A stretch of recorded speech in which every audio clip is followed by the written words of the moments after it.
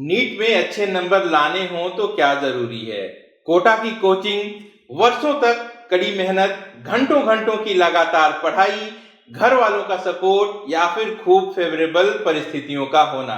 चलिए इस सवाल को उलट देते हैं। अगर कोई छात्र वर्षों से तैयारी कर रहा है और अभी भी सफलता तक नहीं पहुंचा है तो इसके लिए कौन से कारण जिम्मेदार हो सकते हैं? अलग अलग छात्रों की अलग अलग समस्याएं हो सकती हैं, जैसे अच्छी कोचिंग का न मिलना, घर से अच्छा सपोर्ट न मिलना, अच्छे मटेरियल्स तैयारी करने के लिए नहीं है, या फिर उन्हें समय कम मिलता है, या फिर ध्यान नहीं लगा पाते पढ़ाई में, या फिर तैयारी भी बहुत अच्छी हो जाती है, एग्जामिनेशन जब मॉक टेस्ट देते हैं तभी भी अच्छे स्कोर आते हैं, लेकिन जब एग्जामिनेशन हॉल में होते हैं तो परफॉर्म नहीं कर पाते। वजह चाहे जो भी हो, मैं कहूंगा कहीं ना कहीं प्रयास में कमी होती है, कहीं ना कहीं अपनी कमियों को पहचानने से हम चूक जाते हैं, कहीं ना कहीं कंसिस्टेंसी की कमी होती है, वरना कुछ भी असंभव नहीं होता।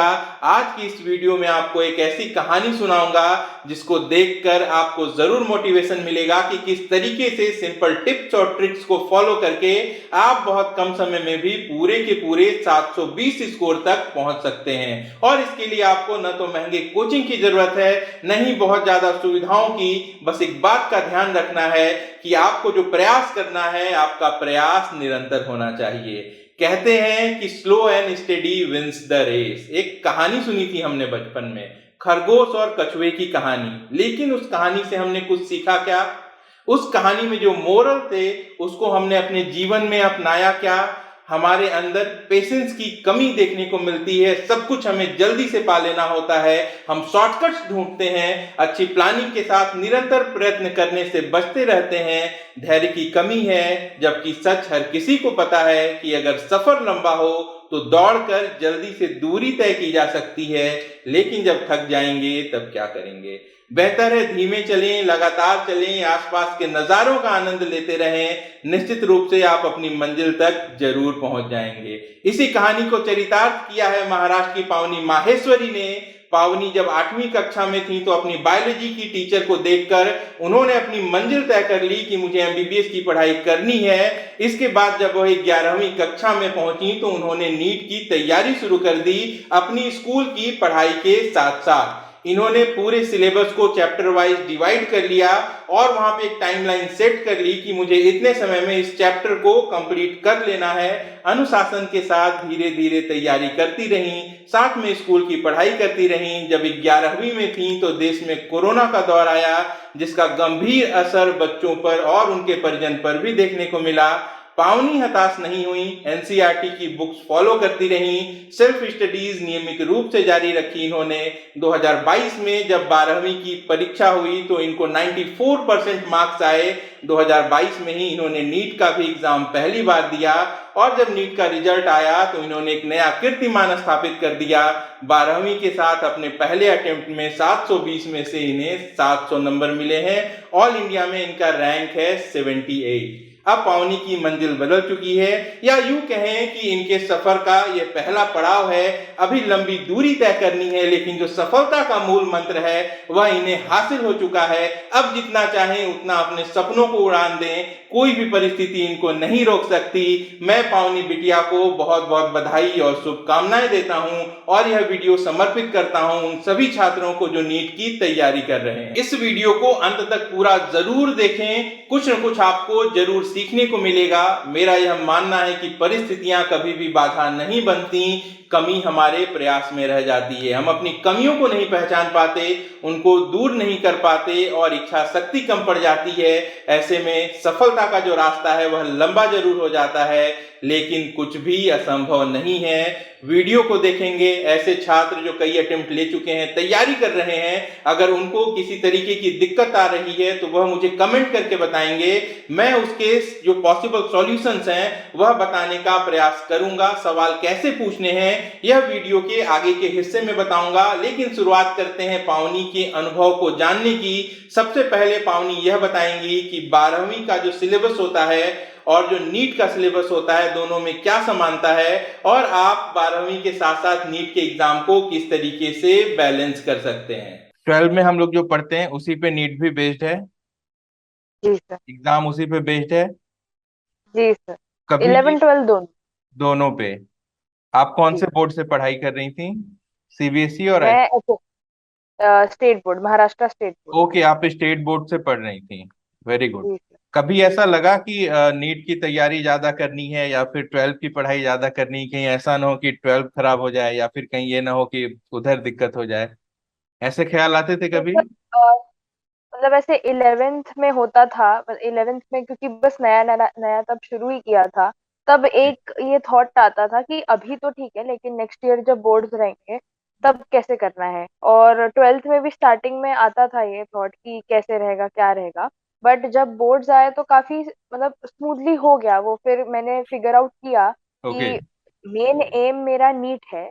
और नीट में भी मेरे को मेन तो जो है वो फिजिक्स केम बायो है। ठीक और है। वो और स्टेट बोर्ड का फिजिक्स केम बायो बहुत कुछ सिमिलर है, तो उसमें मेरे को इतनी ज्यादा उसकी रिक्वायरमेंट थी नहीं करने की। अब बचा इंग्लिश, हिंदी और ज्योग्राफी जो मेरे बाकी के सब्जेक्ट थे। हाँ, तो 12 के उनकी लिए। प्रेपरेशन मैंने, जी सर, तो उनकी प्रेपरेशन मैंने एग्जाम के बस 3 दिन पहले शुरू की, 3 4 दिन पहले। ओके, सिर्फ एंड तीन बाकी चार दिन समय, जी सर, क्योंकि मतलब कोई यूज नहीं था बाकी बहुत सारे दिन देने के। आपके कितने इतना मार्क्स हैं? कोई, 12 में ओवरऑल कितने मार्क्स हैं? Overall 94% sir. ग्रेट, बहुत अच्छा। तो आपको इस तरीके से बैलेंस करने में कभी कोई दिक्कत महसूस नहीं हुई? नहीं सर, ऐसे मतलब बोर्ड और नीट के बीच में इतना बैलेंस मेंटेन करने में इतनी दिक्कत नहीं हुई थी। इनिशियली ऐसा लगता था, मतलब वो एक वो होता है ना कि आप जितना सोचोगे उतना डर लगता है। तो एग्जैक्टली। मेरे साथ वही होता था कि मैं जितना उसके बारे में सोचती थी तो मेरे को डर लगता था। तो उस चक्कर में, फ्यूचर का सोचने के चक्कर में, जो प्रेजेंट में जो चीजें हो रही थी मैं वो भी स्पॉइल कर रही थी अब। इसको कैसे ठीक किया आपने? कभी ऐसा लगा कि ये ऐसा ही चलता रहा? नहीं, फिर सर मैंने अपने पेरेंट्स से बात की, मैंने उनकी सलाह ली, तो वो भी यही बोले कि cross the river when you reach it, right. तो जब जब वो आएगा, बोर्ड का समय जब आएगा तब देखेंगे, तब अपनी स्ट्रैटेजी रहा तो अपन बदलेंगे थोड़ी। बट अभी तो मेन जो एम है वो नीट है, तो अभी नीट के हिसाब से ही तैयारी कर रही है। तो ओके। उनसे बात की, फिर वो हो गया, ओवरकम हुआ वो। कैसे तैयारी करती थी आप? क्या ट्यूशन या कोचिंग ले रही थी कहीं? जी सर, तो पुणे में झा एजुकेशनल सर्विसेज करके है, उधर ओके। मैं कोचिंग लेती थी। तो उनकी हेल्प से 11th 12th दोनों उधर ही थी। वहां से वो अच्छा पढ़ाते थे? आपको उनसे अच्छा सपोर्ट मिला? जी सर, जी सर, बहुत अच्छा सपोर्ट मिला। मतलब सारे काफी सारे टेस्ट वगैरह भी होते थे, फुल सिलेबस टेस्ट भी होते थे। और बहुत टीचर्स ने भी बहुत सपोर्ट किया, मॉक डेफिनेटली। टेस्ट देती थी आप? सेट प्रैक्टिस यस, होती थी? यस पूरे तीन सर। घंटे की या तो पार्ट वाइज होती थी? नहीं नहीं नहीं, तो हमारे पार्ट वाइज भी होते थे और 3 घंटे वाले भी होते थे। तीन ओके। घंटे वाले भी अराउंड बहुत सारे होते थे। कितने नंबर आते थे उसमें? सर वो टेस्ट टू टेस्ट डिपेंड करता था। हाईएस्ट कितना तो आया कभी था कभी? हाईएस्ट मेरे को जो फुल सिलेबस टेस्ट था उसमें मेरे को हाईएस्ट 695 आया था। ओके। कभी ऐसा लगा था कि 720 भी आप ला सकती हैं? जी सर, जब वो 695 आए थे तब मेरे को समझा था कि मैंने जो मिस्टेक की है वो काफी सिली मिस्टेक थी। और ओके। काफी ऊटपटांग ही मिस्टेक थी वो, कुछ कुछ जी। तो तब लगा था कि अगर ये नहीं करती तो 720 आ सकते थे। और फिर तब मैंने सोचा कि अगर मेरे फुल सिलेबस टेस्ट में इधर 720 आ रहे हैं तो नीट में भी आ ही सकता है 720। बढ़िया। आ, कितने घंटे पढ़ती थी? बहुत कॉमन क्वेश्चन है ये। डेफिनेटली कॉमन क्वेश्चन है सर, बट मतलब मैंने एक चीज जो मेरे को हमेशा लगती है कि नंबर ऑफ आवर्स से ज्यादा जो क्वालिटी ऑफ पढ़ाई है वो ज्यादा मैटर करती है। मतलब मैं एक चैप्टर को मैं 5 घंटे लगा के उसे अच्छे से नहीं करूंगी, और मैं वही चैप्टर 2 घंटे में बहुत अच्छे से कर लूंगी। तो मैं ये नहीं कह सकती कि मैंने 5 घंटे पढ़ाई की तो मैंने ज्यादा पढ़ाई की। अगर मेरा चैप्टर हुआ ही नहीं है वो 5 घंटे के बाद भी, तो भी मैंने आवर्स डाल के भी कोई पढ़ाई नहीं की है। एग्जैक्टली तो आपकी क्या स्ट्रेटेजी होती थी कि एक चैप्टर पिक किया मैंने या फिर एक टॉपिक पिक किया तो उसको कंप्लीट कवर कर लूं, ये यस करती सर, थी तो आप? 11th में तो इतना वो इनिशियली स्टार्ट किया था, तो बहुत आइडिया तो नहीं था, बट डेफिनेटली ये था कि जो मेरे टॉपिक टेस्ट हैं, हर टॉपिक पे हमारा टेस्ट होता था, तो उससे पहले वो चैप्टर को पूरा कंप्लीट कर लूं। तो तब वो रहता था। फिर जैसे जैसे 12th आया तो 11th के भी कुछ कुछ चैप्टर रिवाइज करने रहते थे, 12th का भी रहता था। तब फिर मैंने तब और अच्छे से थोड़ा प्लान करती थी तो जैसे मैं रात को सोने से पहले नेक्स्ट डे का प्लान कर लेती थी कि हम्म। कल मेरे को ये चैप्टर्स करने हैं। ठीक और है। फिर नेक्स्ट डे कोशिश यही रहती थी कि उनमें से 70-80% चीजें हो जाए जो मैंने प्रीवियस डे डिसाइड की थी। हम्म। 100% होना थोड़ा आइडियलिस्टिक है, बट जितना बिल्कुल। ज्यादा हो सके उतना ज्यादा कर लो, वही कोशिश रहती थी। ठीक है, फिर भी कई बार ऐसा होता होगा, कोई इवेंट आ गया, कोई और डिस्टरबेंस आ गई, वो छूट गया, तो उसको कैसे मेकअप करती थी? वो टाइम कहाँ से मैनेज होता था? तो फिर सर मैं मतलब मेरी हमेशा एक आदत रह थी स्कूल टाइम से कि ओके। मैं बफर देती थी खुद को व्हाइल ओके। प्लानिंग। तो जब मैं प्लान करती थी तो अगर मैंने 3 दिन का प्लान बनाया है ठीक है। कि 3 दिन में मेरे को ये 6-7 चीजें करनी है या उससे जी। ज्यादा चीजें करनी है, तो मैं एंड में एक बफर डे रखती थी। ओके। कि मेरे बढ़िया। को ये दिन अगर मेरा कुछ नहीं हुआ तो ये दिन मेरे को डेफिनेटली इस दिन में कंप्लीट करना ही है। तो वो बहुत अच्छा। बफर से काफी हेल्प होती थी। ठीक है, रिवीजन करने की कोई स्ट्रेटेजी जो आपने फॉलो की हो? तो सर मतलब 11th का जो रिवीजन था हम्म। वो इनिशियली मतलब हमारी क्लास में उन्होंने क्या किया था कि थोड़ा स्लो किया 11th स्टार्टिंग ओके। में। तो जो बेसिक चीजें थी 11th की, जो स्टार्टिंग के चैप्टर थे, वो मेरे काफी पक्के हो गए थे क्योंकि वही चैप्टर बार बार करके अच्छे से फिट हो गए थे दिमाग में। तो हम्म। 11th के रिवीजन में मेरे को इतनी दिक्कत नहीं गई। ओके। 12th का रिवीजन, यस 12th का रिवीजन आया तो 12th में थोड़ा कम टाइम मिलता है हम्म। क्योंकि अनलाइक 11th अपने को 1 साल और 12th के लिए नहीं मिल रहा है। तो 12th के रिवीजन में मैं फिर ऐसा करती थी कि जो मेरे टेस्ट थे वो पहले एनालाइज करती थी कि ये जो टेस्ट हैं इनमें मेरे ये जो चैप्टर्स हैं वो गलत है, मतलब जो ये चैप्टर्स में से क्वेश्चंस गलत आ रहे हैं, तो वो चैप्टर पहले रिवाइज करती थी। वो ओके। चैप्टर का वो पार्ट जिधर से क्वेश्चन गलत है वो पहले रिवाइज करती थी। और फिर मतलब पहले एनालिसिस था कि किस टाइप की मिस्टेक हुई है, सिली मिस्टेक है, कंसेप्चुअल मिस्टेक है, उस हिसाब से वो चैप्टर रिवाइज करती थी। मतलब आपको ये और पता होता था मेन, कि ये सेक्शन आपका वीक जा रहा है, तो उसको हम पहले से देख लेते हैं कि वहां पे क्या दिक्कत है या मुझे क्या प्रॉब्लम हो जी रही है, यही? जी बहुत सर अच्छे। जी। बहुत और फिर तेज। उसके बाद एनसीईआरटी की रीडिंग, कंटिन्यूस रीडिंग, एंड जैसे स्पेशली फॉर बायो। और जैसे फिजिक्स हुआ तो उसमें प्रैक्टिस। तो प्रैक्टिस। रिवीजन भी मतलब मेरा मानना ये है कि फिजिक्स में रिवीजन भी का भी एकमात्र जो सोर्स है वो है प्रैक्टिस। I feel practice. मतलब मैंने ओके। नीट के 2 महीने पहले भी नीट के मैंने एक बुक उठाई थी, ओके। नीट गाइड करके एमटीजी की ओके। आती है, और वो मैंने पूरी की थी। ओके। तो वो मेरे सारे चैप्टर्स का रिवीजन हो गया था। बहुत बढ़िया। अब तक मैं जितना समझ पाया हूँ, एक बार मैं बोल रहा हूँ, फिर आप उस पर अपना व्यू दीजिएगा। एक तो ये कि आपने रैंडम टॉपिक्स नहीं सिलेक्ट किए, चैप्टर वाइज बहुत सिस्टमेटिक वे में 11th से आपने पढ़ाई शुरू की, पहली बात ये। दूसरी बात, आपकी जो कंसिस्टेंसी है वो रेगुलर थी। जनरली जी सर। कैंडिडेट्स क्या करते हैं कि पहले तो रैंडम चैप्टर्स पढ़ते हैं, ओके, और बाद में जब एग्जाम नजदीक होता है तब वो रिवीजन शुरू करते हैं। ऐसे में क्या होता है कि उनकी जो पहले की प्रिपरेशंस होती है वही बहुत ज्यादा कमजोर होती है, तो आप बार बार रिवाइज करते हैं फिर भी चीजें होल्ड नहीं होती हैं। तो आपने ऐसा बिल्कुल भी नहीं किया, आप कंसिस्टेंट भी थी और आपने शुरुआत से ही जो पढ़ाई की है वो चैप्टर वाइज आपने अपने सारे कंसेप्ट को क्लियर कर लिया है। एक चैप्टर आपने पिक किया और उसको आपने कंप्लीट कर लिया, उससे रिलेटेड जितने भी क्वेश्चंस हैं सब आपने सॉल्व कर लिए। मैं सही हूँ? जी yes sir, yes sir. Sir okay. एक और चीज मैंने जी। देखी है, मतलब कि स्टूडेंट्स क्या होता है पहले खुद का कर रहे होते हैं ओके। और फिर अचानक वो लोग अपने फ्रेंड्स से कंपेयर करने लगते हैं। ओके। और फिर फ्रेंड्स, जैसे फ्रेंड्स उन्हें ये बोलते कि मेरा ये चैप्टर हो गया, ये चैप्टर हो गया, और ओके। अगर उनका वो चैप्टर नहीं हुआ होता है तो वो एकदम से फिर रश करने लगते हैं, भागने ओके। लगते हैं कि मैं ये चैप्टर भी कंप्लीट कर लूं। तो उस ओके। चक्कर में वो क्या होता है, कई बार एक दिन में तीनों सब्जेक्ट करने की कोशिश करते हैं, हम्म। फिजिक्स भी, केमिस्ट्री, बायो भी। ओके। तो उसमें क्या होता है कि कई बार ऐसा होता है कि फिजिक्स के सिर्फ 20 क्वेश्चन हुए, केमिस्ट्री के 20 क्वेश्चन, बायो के 20 क्वेश्चन। हम्म। तो मतलब मेरा मानना ऐसा है कि इतने कम कम क्वेश्चन पर सब्जेक्ट करने की जगह एक दिन में आप 2 सब्जेक्ट उठाओ, या ओके। अगर आपको चाहिए, इफ यू फील राइट, तो आप एक सब्जेक्ट भी उठा सकते हो एक दिन में। ओके। और फिर नंबर ऑफ क्वेश्चंस ज्यादा करो, जैसे अगर फिजिक्स और केमिस्ट्री उठा रही हूँ मैं 1 डे में, तो मैं फिजिक्स के 50-60 क्वेश्चंस करूँ इंस्टेड ऑफ 20, ओके। केमिस्ट्री के 50-60 क्वेश्चंस करूँ इंस्टेड ऑफ 20। तो उस वे में I can devote more time to that chapter as well. मेरा वो चैप्टर थोड़ा जल्दी भी होगा और फिर मेरे को end of the day satisfaction रहेगा कि मेरा ये चैप्टर खत्म हो रहा है। नहीं तो वो बिल्कुल। चैप्टर भी खिंचते खिंचते खिंचते चला जाता है। एक छोटी सी बात इसमें ऐड कर देता हूँ कि जब एक सब्जेक्ट पे हम ज्यादा वक्त देते हैं तो वहां पे जितनी भी चीजें हैं वो कहीं ना कहीं एक दूसरे से रिलेटेड होती हैं, तो एक साथ कई सारे कंसेप्ट क्लियर होते जाते हैं। अगर वो हम मिक्स करते हैं डेफिनेटली। तो कुल मिला के जो ओवरऑल हमारा गेन होता है वो कम होता है।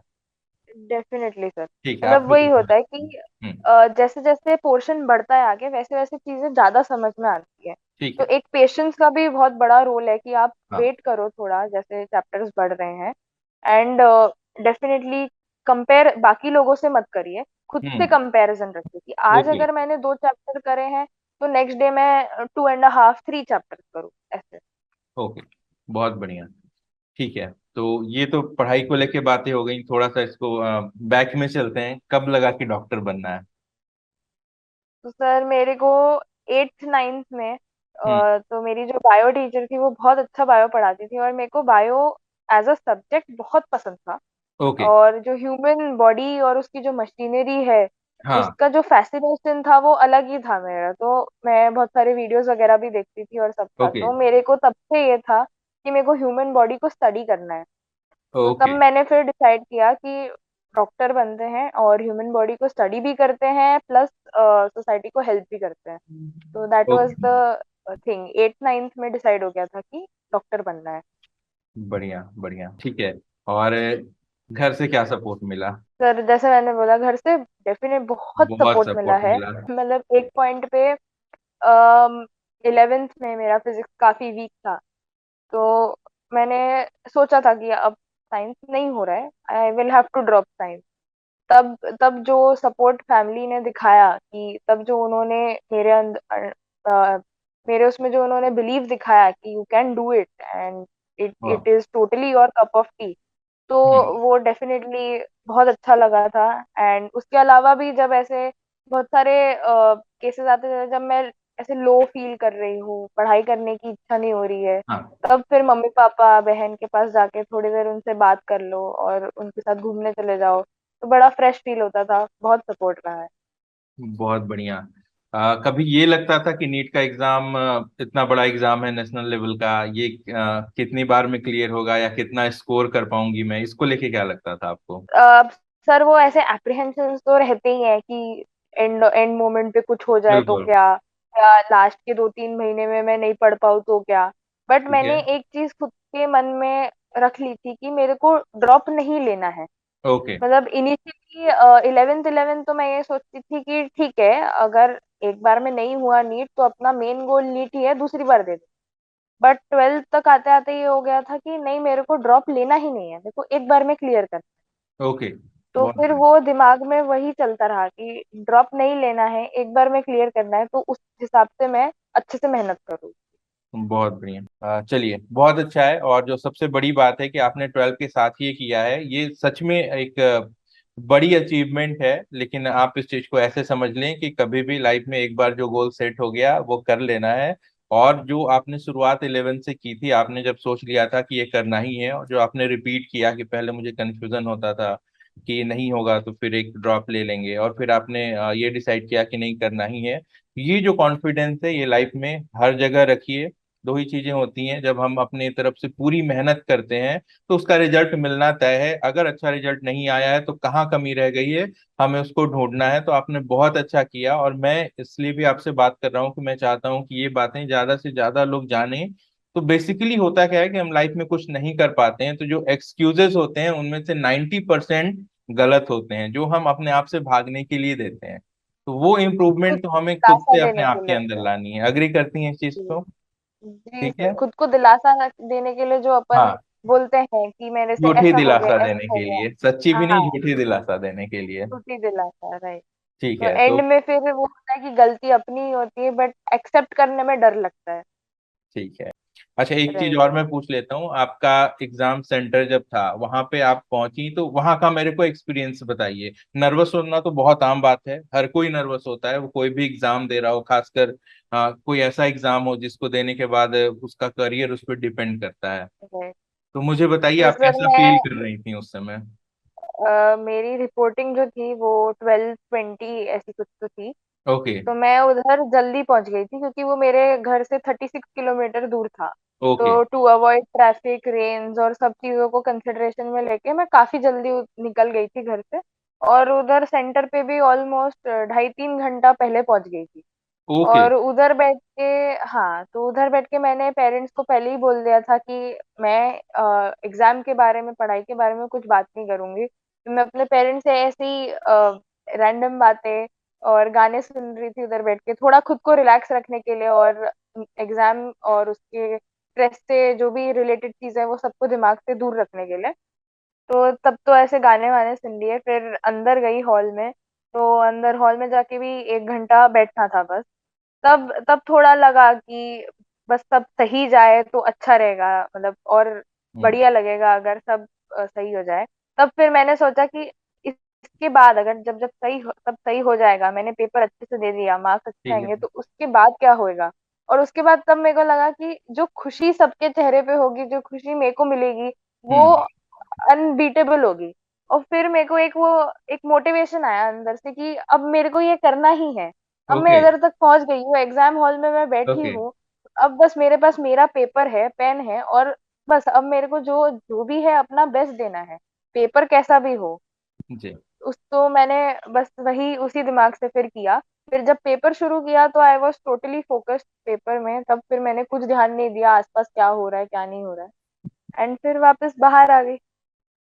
पावनी, बहुत बड़ी बात आप बोल रही हैं। कॉन्फिडेंस बिल्डअप के लिए आपने ये जो किया ये बहुत सही है। मैं अपने एग्जाम के पहले वाले लास्ट 1-2 साल के सेशन में ये बोल चुका हूँ कि आप ये मान लीजिए कि आपकी तैयारी पूरी है और आप बहुत अच्छा परफॉर्म करने वाले हैं, और आप अपने आप को ये इमेजिन करिए कि आप अपनी जगह पे पहुंच गए हैं, आप बहुत अच्छा स्कोर कर चुके हैं, तब आपको क्या जी। फील हो रहा होगा।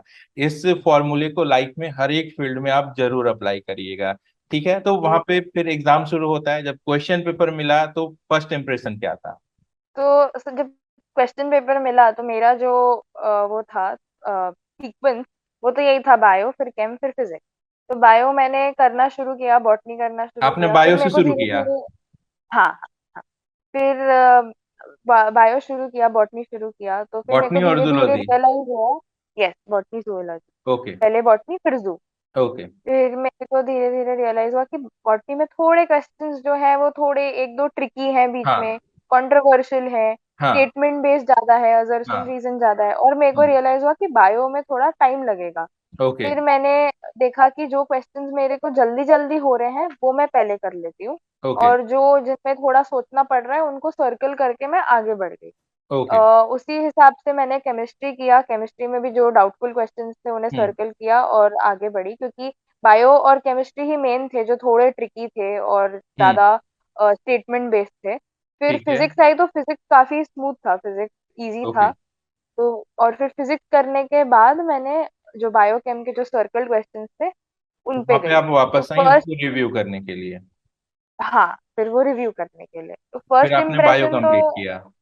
जी जी, तो फर्स्ट इम्प्रेशन तो ये था कि ठीक है अभी तो स्मूथ जा रहा है पेपर। बट फिर धीरे धीरे इम्प्रेशन चेंज हो गया कि पेपर इतना भी स्मूथ नहीं है, थोड़े उसमें अप्स एंड डाउन्स डेफिनेटली है। देखिए, ये तो ट्रिकी कभी है भी नहीं थोड़ा। होगा कि 100% सारा कुछ मैच कर जाए वहां पे। हाँ, नॉलेज की कोई अंत नहीं है, और आप इतने बड़े एग्जाम राइट। फेस कर रही हैं। तो मैं जो समझ जी पाया हूँ, टोटल आपको 200 क्वेश्चंस मिले। आपने बायो से शुरू किया क्योंकि वो आपका सबसे स्ट्रॉन्ग सेक्शन था। वहां पे जी आपने सॉल्व करना शुरू किया, फिर लगा कि नहीं यहाँ पे भी कुछ क्वेश्चंस लेंदी हैं, तो आपने इस स्ट्रेटजी को फॉलो किया कि जो जो आसानी से एक बार में हो जा रहे थे आपने वो कंप्लीट कर लिया। फिर ऐसा ही आपने जी। केमिस्ट्री के साथ किया, फिर फिजिक्स के साथ किया, यानी कि जितने क्वेश्चन आसान थे और जो आपको श्योर शॉट आते थे उसको आपने पहले यस। सही सही अटेम्प्ट करके अपने मैक्सिमम मार्क्स वहां सिक्योर कर लिए। और उसके बाद फिर यस। आप वापस आई उन क्वेश्चंस पे जिनमें थोड़ा टाइम लगने वाला था, और जी उसको भी फिर जी। आपने बायोकेमिस्ट्री फिजिक्स के सीक्वेंस में सॉल्व किया। यस। जब आप घर गई होंगी, बुकलेट हाथ में होगी, तो उस समय अंदाजा लग गया था कि मार्क्स ऐसे कुछ आने वाले हैं? तो सर मैं जब एग्जाम हॉल से निकली तो मैंने एक्सपेक्ट किए थे 680 690, ऐसे ओके। एक्सपेक्ट किए थे मैंने। ओके। और मैंने पेरेंट्स, क्योंकि बायो और केम के कारण ही ये था कि ट्रिकी हैं क्वेश्चंस, पता नहीं वो लोग आंसर की में क्या देंगे, तो हाँ। पेरेंट्स को भी यही बोला था। फिर मैं अपने क्लास गई, सर के साथ डिस्कस किया, टीचर्स के साथ डिस्कस किया, आंसर की बनाई फटाफट। सब लोग ने मिलके, और फिर टेंटेटिव जो आ रहा था वो 705 था। फिर भी 7-5 का, उसमें, हाँ। हाँ फिर भी उसमें थोड़े तो डाउट्स थे ही कंट्रोवर्शियल क्वेश्चंस के। हम्म। और फिर तो इतना इतना तो समझ गया था कि 700 या 700 से ऊपर रहेंगे मार्क्स। ओके, बढ़िया। एक्सपेक्टेशन से ज्यादा ही थे, 680 690 एक्सपेक्ट किए थे, उससे ऊपर आ रहे थे तो काफी खुशी थी उस बार। फिर बहुत अच्छा लगा होगा आपको। बहुत बहुत बहुत अच्छा चलिए, लगा। बहुत अच्छा, इस फीलिंग्स को जिंदा रखिए। और उसके बाद फिर रिजल्ट आया, क्वेश्चंस आपके कितने गलत हुए? 700 है तो 4 क्वेश्चंस आपके गलत हुए या आपने फोर अटेम्प्ट नहीं क्वेश्चन किए हैं? सारे तो अटेम्प्ट सर, किए थे? फोर सारे अटेम्प्ट किए थे। 4 क्वेश्चंस गलत हुए, बट मेरा मानना है और मतलब काफी लोगों का मानना है कि एक जो बॉटनी का क्वेश्चन था, हाँ, वो जो था वो बोनस जाना चाहिए था, क्योंकि वो आना सारे चाहिए था ऑप्शन क्योंकि सही थे। एनसीईआरटी के हिसाब हाँ, से वो सही ही है, लेकिन ये एनटीए हमेशा सब सही करता थे, है। हाँ एनटीए ने नहीं दिए तो टेक्निकली 705 ही है, 3 ही क्वेश्चन गलत हुए मेरे। हाँ, तो उसमें से मेरा एक बायो में और 2 केमिस्ट्री। एक बॉटनी में ये एनटीए की गलती है, फिर भी उसका नुकसान आप उठा रही हैं। हाँ और 2 हाँ, बायो में एक क्वेश्चंस एक गलत हुए हैं और एक केमिस्ट्री हाँ में। नहीं, छात्र, सर 2 बायो 2 केमिस्ट्री। तो बायो में से एक जो था वो तो वो जो मिल गया एनटीए की आपको? गलती थी वो था। तो हाँ, वो मिल गया। ओके ओके, वंडरफुल, बहुत अच्छा। और सबसे बड़ी बात है कि आपका पहला अटेम्प्ट है, 12 के साथ है। तो मैं आपका बहुत अच्छा फ्यूचर देख पा रहा हूँ। बड़े बड़े सपने देखिएगा, कुछ भी इम्पॉसिबल नहीं होता है। माइलस्टोन, पहला स्टेप आपने यहाँ पे पा लिया है। क्या प्लानिंग चल रही है, कहाँ जाना चाहती हैं? सर एम्स दिल्ली का तो डेफिनेटली थोड़ा हाँ, डाइसी है, हाँ, बट सेकंड जो है Maulana Azad medical college, MMC कोशिश जाएंगे? इसी की है। यस, बिल्कुल, वो एमएम। बेस्ट ऑप्शन है। तो वहां पे पढ़िए। मैंने अपने लाइफ में जो तो कुछ भी सीखा है, मेरे को बहुत खुशी है कि आपने शुरुआत से जितनी चीजें बताई, कि आपको पहले ये तय करना होता है कि हाँ आपको ये करना है, और वहां पे अपने आप को कोई भी एक्सक्यूज नहीं देना है कि ये प्रॉब्लम होगी वो प्रॉब्लम होगी। आपके अंदर लर्निंग एटीट्यूड होना चाहिए, लर्निंग के लिए आपके अंदर कंसिस्टेंसी होनी चाहिए। आपको रेगुलर धीरे धीरे सीखना है। एक दिन एग्जाम से दो राइट। महीने पहले बुक्स लेके बैठ गए तो आप कुछ नहीं कर पाएंगे। वो जैसे जैसे टाइम निकलेगा आप कंफ्यूज होंगे, नर्वस होंगे। मुझे बहुत खुशी है आपसे बात करके। आपका नाम बहुत प्यारा थैंक है, यू सर। पावनी, और वैसा ही आप काम भी कर रही हैं। तो आपको बहुत बहुत बेस्ट विशेष शुभकामनाएं, ब्लेसिंग्स। और खूब अच्छे से रहिए, खूब थैंक यू। खुश रहिए। कुछ भी इम्पॉसिबल नहीं है। ये तो अब हम लोग भी आपसे यहाँ पे इंस्पिरेशन ले सकते हैं। अपने मम्मी पापा को भी बिल्कुल। बहुत बहुत बधाई दीजिए, धन्यवाद दीजिए। उन्होंने थैंक यू बहुत सर। अच्छी पेरेंटिंग की है और उसका असर आपके अंदर दिख रहा है। ठीक है, फिर बातें करूंगा आपसे। Thank you. Thank you for your time. बिल्कुल। जरा ठहरिए, आपने पूरे वीडियो को ध्यान से देखा। अब आपके लिए एक टास्क है।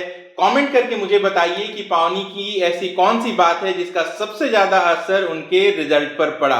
अपने अगले वीडियो में मैं डिटेल्स में पूरी स्ट्रेटेजी बताऊंगा कि किस तरीके की दिक्कतें तैयारी करने में आती हैं, उनको कैसे हटा सकते हैं, या फिर कौन से टिप्स आपको फॉलो करने हैं, स्टेप बाय स्टेप बताऊंगा, ताकि आप छात्र उसका बेनिफिट ले सकें। इसके साथ साथ अगर आपके साथ समस्या है, वो आप मुझसे पूछना चाहते हैं, तो इस वीडियो के कमेंट में जाएं, अपने सवाल लिखें वहां पे, और सवाल के आगे आपको एक हैशटैग लगा देना है, हैशटैग आस्क ओम एडुकेयर। अगर आप पावनी से उनके अनुभव के बारे में कुछ पूछना चाहते हैं तो यहाँ पे हैशटैग बदल जाएगा, हैशटैग आस्क पावनी आपको यहाँ पर लिखना होगा। और चलते चलते एक संदेश उन छात्रों के लिए जो कहीं ना कहीं एनर्जी खो चुके हैं, जिनकी एनर्जी कम हो गई है, रेगुलर जो प्रैक्टिस नहीं कर पा रहे हैं, या फिर जिनके अंदर मोटिवेशन की कमी आ रही है। डियर, आपको अगर डॉक्टर बनना है तो आपके अंदर की जो इच्छा शक्ति है उसे जगा दीजिए, अपने सपनों को आग दीजिए। एक बड़ा अच्छा शेर है, वो आपको सुना देता हूं। न समझो बुझ चुकी है आग, गर शोला न दिखता है। यानी कहीं ना कहीं आपके मन में इच्छा है डॉक्टर बनने की, तो जो चिंगारी है उसको भड़का दीजिए। न समझो बुझ चुकी है आग, गर शोला न दिखता है, दबी होती है चिंगारी, धुआं जब तक की उठता है। चलो चलते रहो, पहचान रुकने से नहीं बनती। चलो चलते रहो, पहचान रुकने से नहीं बनती। बहे दरिया तो पानी पत्थरों पर नाम लिखता है। ऐसे ही आपके सफलता की कहानी भी स्वर्णिम अक्षरों में एक दिन जरूर लिखी जाएगी। अपने कमियों को पहचानिए, उसके सुधार के लिए काम करिए, लगातार प्रयास करिए। एक दिन सफल आप जरूर होंगे। जितनी भी परिस्थितियां खराब हैं, जो भी प्रॉब्लम्स हैं लाइफ में, उनसे एनर्जी लीजिए और परिस्थितियों को ही बदल दीजिए। अगले वीडियो में आपको टिप्स एंड ट्रिक्स के साथ सारी डिटेल्स बताऊंगा तब तक आपको क्या करना है, इस वीडियो को लाइक करके अपना प्यार दिखा देना है। अपना और अपनों का खूब ख्याल रखना है। मैं जल्द मिलता हूँ। नमस्कार, जय हिंद। अगर आप हमसे कांटेक्ट करना चाहते हैं या हमारी पेड सर्विसेज अवेल करना चाहते हैं तो आप वीडियो के डिस्क्रिप्शन में दिए गए लिंक पर क्लिक करके अपनी डिटेल्स भरिए। हमारी टीम बहुत जल्दी आपको कांटेक्ट करेगी।